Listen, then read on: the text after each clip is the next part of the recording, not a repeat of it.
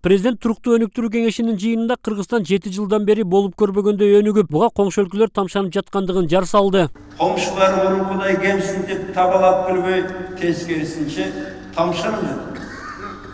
Komşu evde tamşanım жатат Kırgız elinde. Komşular turgay Европа başçılarına elimizge taң kalıp, Европаға барып келдік. Elimizge Kırgızstanda taң kalıp, вы провели за 4 года грандиозные реформы деп бизге абдан бийик баа берип атат. Кудайга шүгүр. Алмазбек Атамбаевдин бул сөзүнө учурда коомчулук, оппозиция өкүлдөрү макул эмес. Анткени мурунку жылдарга салыштырмалуу Кыргызстан көп позициялардан төмөн түшүп кеткени мисал кылышууда. Өкмөт тарабынан иштелип чыккан программа боюнча 2017 жылы көрсөткүчтөр жакшыра тургандыгы белгиленсе, ал эми 2016 жылдын жыйынтыгы боюнча жарыяланган көрсөткүч менен президенттин айткандары дал келбейт. Ички дүң продукциясы 7% деп көрсөтүлсө 3,5% гана түзгөн. Коррупциянын деңгээли боюнча 50 орунда деп көрсөтүлсө 136 орунга төмөндөгөн. Дүйнөлүк соодада 60 орун деп көрсөтүлсө 113 гана орунда элеген. Doing Business рейтингинде 30 орун деп көрсөтүлсө 75 орунга төмөндөгөн. Экономикалык эркиндик рейтингинде 40 орун деп көрсөтүлсө 96 орунга төмөндөгөн.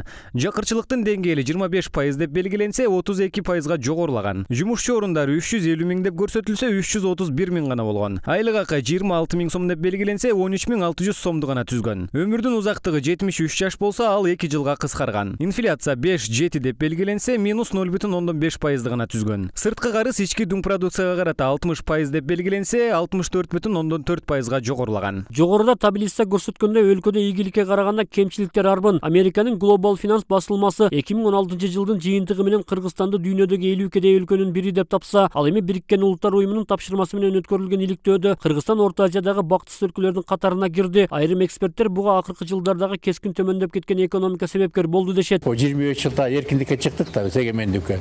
Эгемендикке чыкканда бул киши башына өндүргөн жана ички дүң продукциябыз 10 эсе тиги эмеге түшүп кетти да.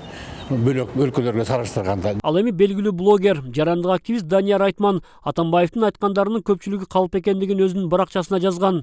2013 жылы Алмазбек Атамбаев 2017 жылга чейинки туруктуу өнүгүү боюнча улуттук стратегияны бекитпей эле койсо болмок. Себеби эми анын койгон максаттары менен кылынган иштердин жыйынтыгын жана конкреттүү цифралар менен салыштырып туруп эле баа берип коюуга оңой болуп калды. Статистика Алмазбек Атамбаевдин ишмердүүлүгүнө өтө төмөн деген өкүм чыгарды. Алмазбек Атамбаевдин негизги ураандарынын бири болгон сот реформасы, балыкчы Ош альтернативдүү жолу, Камбарата КЭСи жана Жогорку Нарын каскада аягына чыккан жок. Андыктан 7 апрель элдик революциясы өз максатына жетпей, эл күткөн өзгөрүүлөр болгон жок дейт Турсунбек Акун. Президент Атамбаев баштаган мына былтыркы жылдан баштап, 1-2 жылдан баштап уже биз демократиялык жолдон четтеп, авторитаризм, автократиялык бир жолго түшүп калганыбыз өкүнтөт да, мына ошол эле саясий куугунтуктар болуп атат. Апрель окуясынын арты менен мамлекеттин келечегин колуна алган Атамбаевди бийлик ошентип өз мөөнөтүн аяктаганы турат. Бир кезде Бакиевдер демократия, сөз эркиндигине кысым кылып жатат деген бийлик, андан да ыплас иштерди жасап, элдин ишеничин жеке кызыкчылыктарга пайдаланып калгандыгын